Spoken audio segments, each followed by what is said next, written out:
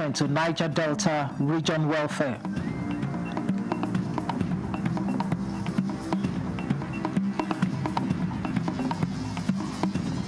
House of Reps lauds Katsina State government on digital transformation in health sector.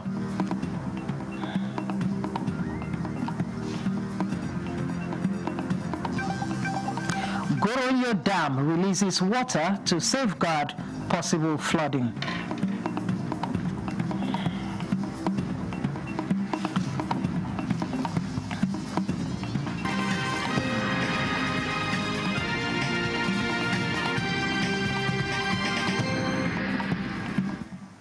Hello and welcome to the news at 6 on NTA News 24, live from Abuja. I am Stella Inameti. The Secretary to the Government of the Federation, Senator George Akume, says President Bola Ahmed Tinubu is committed to enhancing the welfare of the Niger Delta region. Akume stated that the administration is poised to address some of the region's challenges. The SGF was speaking when a delegation from the Niger Delta Ethnic Nationalities Youth Leaders Forum, led by its chairman and president of the Joe Youth Council worldwide, Sir Jonathan Mulukobiri, paid him a courtesy visit in Abuja. Akume highlighted some of the president's efforts in tackling regional challenges, including the establishment of the University of Environmental Technology in Ogoniland to address ecological issues. He acknowledged past initiatives such as the Ministry of Niger Delta, Niger Delta Development Commission, and the Amnesty Program. The SGF commended the forum for their solidarity in mobilizing grassroots support for President Tinubu's re-election, emphasizing the importance of zoning and power rotation in promoting national unity, stability, and a sense of belonging.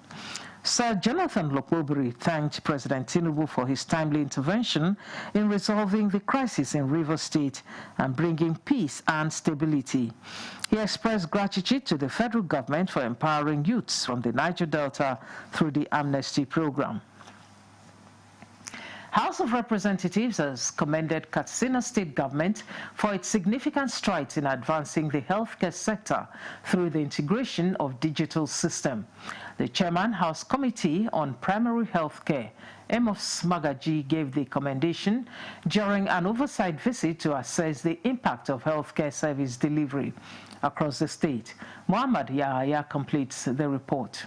While in Katsina State, in continuation of its oversights across the country, the House of Representatives Committee on Primary Healthcare is impressed with the level of investment and commitment demonstrated by the Katsina State government, especially in digital data generation, enhancing real-time up-to-date information management within the health sector. With this, the committee says there is need for sustained collaboration between federal and subnational governments to tackle public health challenges. We have taken something, we have also learned some things here in Katsina. We sat down here in Katsina in the hall and were able to reach Kurfi, a patient that benefited from the system, and we called and were able to reach them. Katsina State Commissioner for Health, Musa Adamu Funtua, highlights key achievements to include infrastructure upgrade, human capital development, and improved access to healthcare services, especially in the rural communities.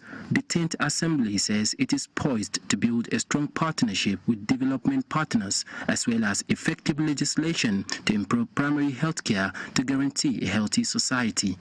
In Katsina, Muhammad Yahya, NTA News.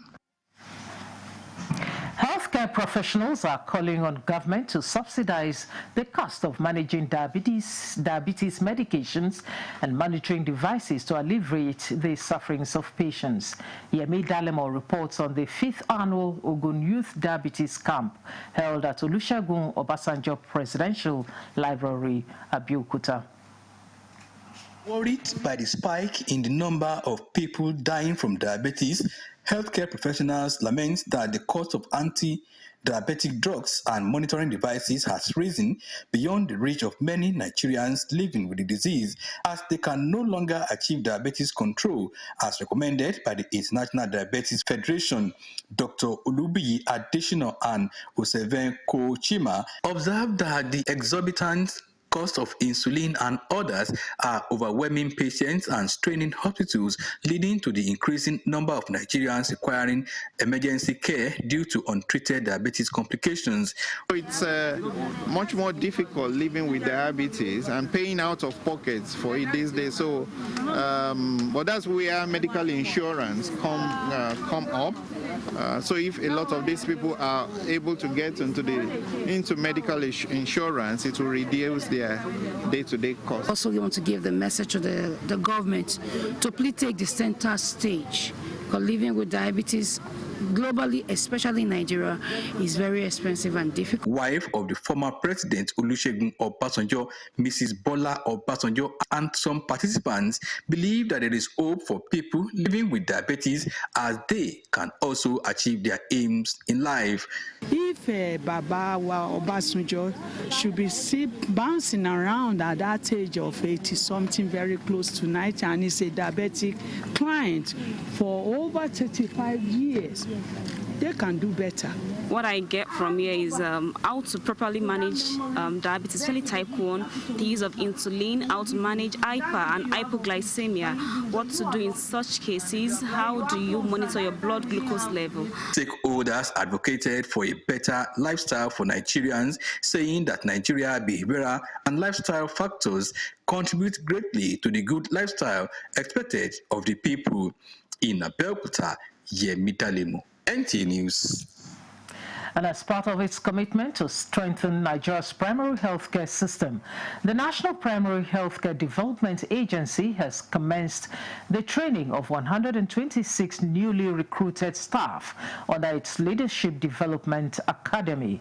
The onboarding and leadership training program in Abuja is designed to equip new employees with essential skills to perform effectively and contribute to the transformation of primary healthcare across the country.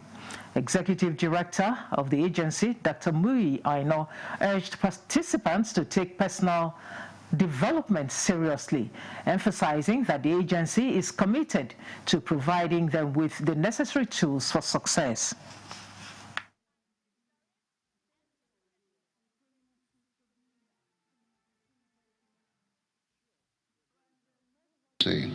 But it's not everybody that will get it. We will select those that are best in terms of the value, in terms of their commitment to the work. Those are the ones that we will select to participate.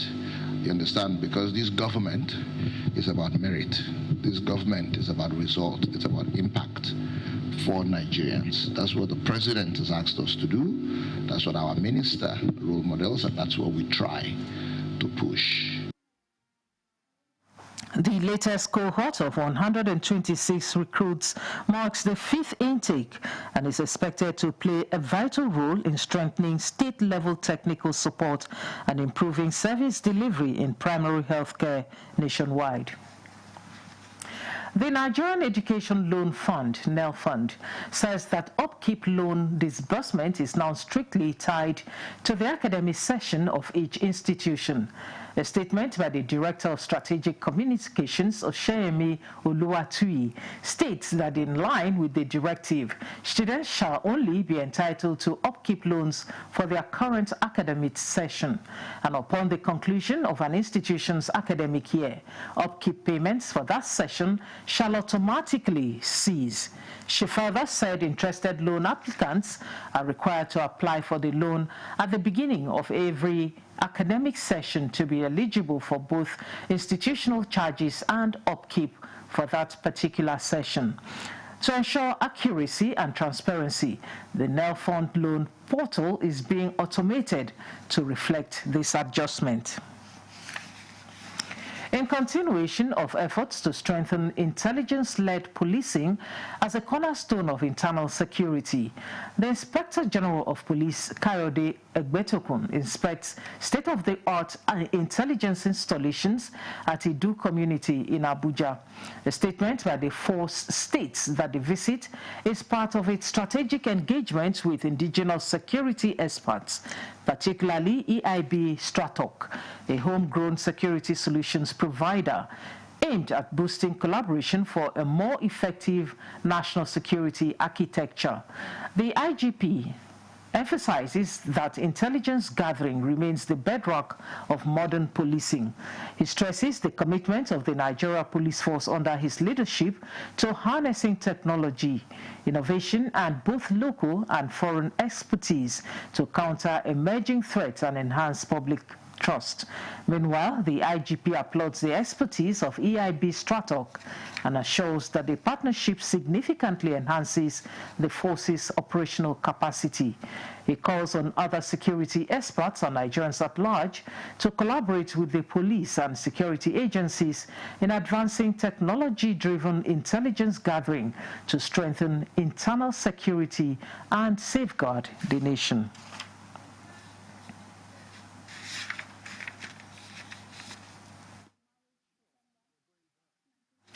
The National Information Technology Development Agency, NITDA, in a bid to make Nigeria an information technology-enabled nation that will foster economic and technological innovations, plans to host the Digital Nigeria International Conference with the inauguration of its local organizing committee in Abuja. Francis Udojo tells us more. The 2025 Digital International Conference with the theme Innovation for a Sustainable Digital Future, Accelerating Growth, Inclusion and Global Competitiveness is a flagship conference planned to create opportunities and engagement for participants across the entire digital ecosystem. The local organizing partners, which include NTA, is to help plan strategies that will position Nigeria towards maximizing benefits associated with effective governance, digital economy, as well as cyber security. This year's conference will be looking at how we can position ourselves effectively to tap from the offerings of digital the digital economy and the digital technologies that are available out there. We have the vision, for instance, to ensure that we make Nigeria an IT-enabled nation, fostering inclusive economic development through technological innovation. And it's that vision that we are pursuing, trying to see how we can pursue that vision in line with the 8-point agenda of Renewed Hope. The conference is also expected to promote small and medium-scale enterprises in the digital space. Francis Udojo, NTA News. The Minister of Interior, Dr. Olubunmi Tunji-Ojo, says the asymmetric nature of conflicts in Nigeria requires a more tactical and intelligence-driven approach in handling them. Represented at the decoration of newly elevated officers of the Nigeria Security and Civil Defense Corps in Abuja, Dennis Temple reports that the minister noted that modern security challenges are complex and no longer follow conventional patterns of warfare. He is facing a new conflict, and this is an emerging threat where the nation has never passed through it before, and it is called asymmetric. In Nigeria today, criminal elements deploy guerrilla tactics and infiltrate communities to attack innocent citizens. This, therefore, demands that security agencies must be more proactive, better equipped, and innovative in their operations. That was why Dr. Olubunmi Tunji-Ojo charged the newly decorated officers to see their promotions not just as a reward, but as a call to higher responsibility in protecting citizens and safeguarding critical national assets. As we are being bedeviled with insecurity across the country, as already mentioned, we expect that they will bring to bear their various experiences to bear in tackling the challenges of national security. With the effort the government is doing, the National Security Advisor has galvanized all his team. They are doing an excellent job, and as part of the security architecture. The CG stressed that interagency cooperation remains central to tackling emerging security threats and pledged that the NSCDC will continue to align with the federal government's security agenda. You've heard it from my minister. He said to whom much is given, much is expected. And it is popularly said that the higher you go, the tougher it becomes. The more promotion you get, the more challenges you face. So at this level, they have entered the very, very senior cadre of the management of the corps. And so they are expected, you heard it from the minister, to be role models. They are expected to behave very well. And of course, they are expected to mentor. So we don't expect anything less. 22 senior officers were promoted to the rank of Assistant Commandant General, and they pledged to live up to their new responsibilities. In Abuja, Dennis Temple, NTA News. This is the news at 6 on NTA News 24. More reports in a moment. Stay with us. Care, and each design is meticulously tested. From concept to creation, our engineers push the boundaries of technology, seamlessly blending performance and sustainability with a deep commitment to African ingenuity. Introducing the CNG Boss, a remarkable achievement in engineering designed to operate on compressed natural gas, a cleaner and more sustainable fuel alternative. At Innocent Vehicles, we proudly lead the way in creating greener mobility across Africa. And it doesn't stop there. From SUVs to sedans, spacious buses to electric cars, Innocent offers a wide range of models designed to meet every need. Innocent Vehicle, the pride of African roads. On behalf of the Ododo family, we extend our heartfelt gratitude to His Excellency President Bola Ahmed Tinubu, GCFR, for standing with us in our time of grief. Your fatherly support brought us comfort. We also thank the Vice President, Senator Kashim Shettima, GCON, for personally visiting Okene to commiserate with us. To the Nigerian Governors Forum, Progressive Governors Forum, our esteemed leaders, traditional and religious fathers, and the good people of Kogi State, we are deeply grateful for your prayers, visits, and words of encouragement. Though the passing of our beloved father is a painful loss, your love reminds us we are not alone. May Almighty God bless you all. Announcer His Excellency Alhaji Ahmed Usman Ododo, for the family. This is NTA News 24. Welcome back and thanks for staying. The Sokoto Rima River Basin Development Authority has announced the release of water from Goronyo Dam as part of precautionary measures aimed at regulating the rising water level and preventing any potential flooding. Dahatu Abdullahi has more. The water level of the Goronyo Dam in Sokoto State, which by August is not expected to rise above 288 million cubic meters, has already reached 285.47 million cubic meters. With the reservoir aging close to its critical threshold, authorities initiated a controlled release of the water to protect the dam's integrity and avoid possible flooding. Sokoto Rima River Basin Development Authorities explained that the release was a precautionary measure aimed at averting disaster that could affect thousands of lives and farmlands along the downstream. In the wake of this development, residents and communities living along the river banks are strongly advised to remain vigilant, relocate from flood-prone areas, and strictly adhere to safety directives issued by emergency agencies. The authority assured that the water released is being carefully managed, but warned that disregard for safety advisories could expose vulnerable households to avoidable risks. We must regulate the flood that is coming into the reservoir.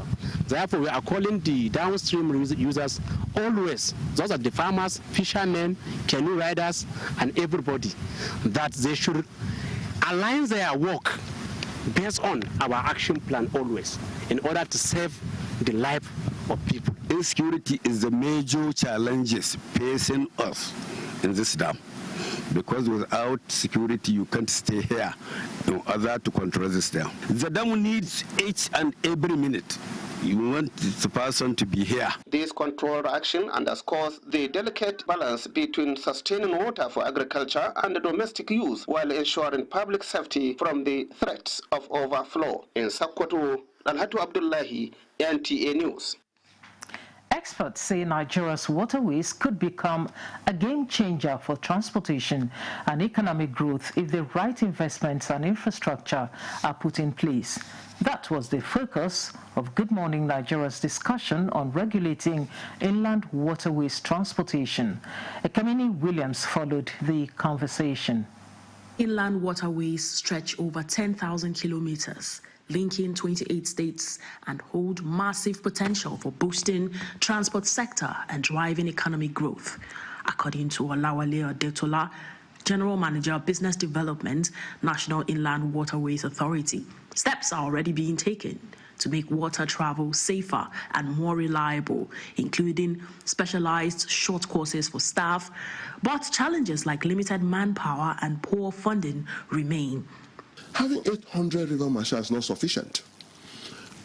I mean, for 10,000 kilometers of waterways, even for the 3,000 that is more navigable all year round, it's still not sufficient. You're talking maybe 2, 3, 4 marshals per 1,000 kilometers. So for you to be efficient, increase the number of those marshals, train them, go and attend some courses in Daura, and improve the capacity of those marshals. Paucity of funds to drive most of what we want to do is a principal one. We are moving towards private-public partnership. In whatever area we can collaborate, either with another agency or with the general public, we are looking into that to make sure that our enforcement of the regulation is sacrosanct. Other guests highlighted the need for strong public-private partnerships and major investment in modern facilities and infrastructure to tap into this potential.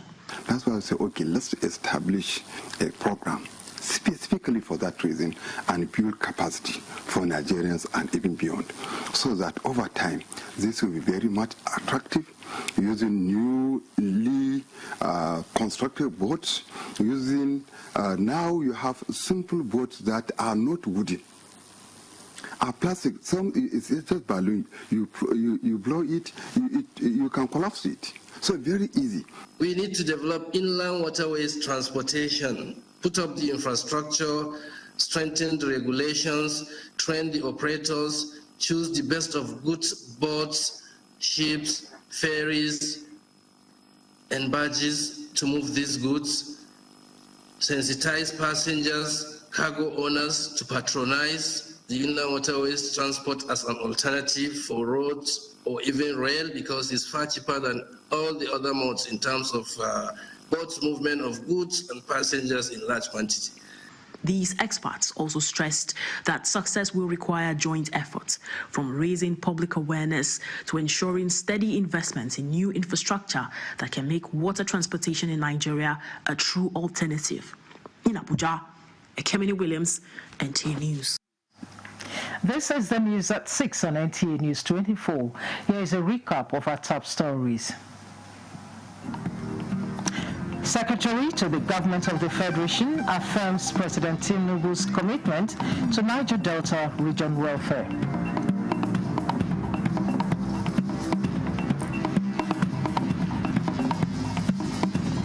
House of Reps lauds Katsina State Government on digital transformation in health sector.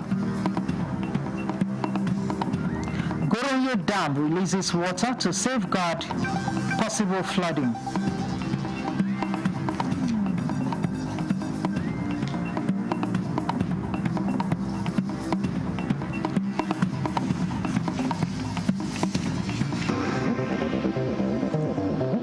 This is NTA News 24. NDC National Chairman Professor Nantawe Yilwada says he is celebrating the life of his late mother rather than mourning due to the level of sacrifice she made to support the family. Ijoma Ozoimena reports that this was while receiving sympathizers in Jos. Since the demise of Professor Nantawe's mother, Lydia Yewada, sympathizers from across the country have continued to troop to his residence for condolence. They include head of boards and parastatals, and leadership of various organizations, politicians and religious leaders. Receiving the president of Kokin, Reverend Amos Mozo, Professor Nantawe says he is a product of prayer and grace, noting that the love shown the family at the moment of grief has strengthened them. In his condolence message, Governor Caleb Mutfwang described late Mama Lydia Yewada as a virtuous woman with deep faith and prayed God to repose her soul in Jos. Ijoma Ozemena, NTA News. And that concludes the news at 6 on NTA News 24. Thanks for watching. I am Stella Inameti.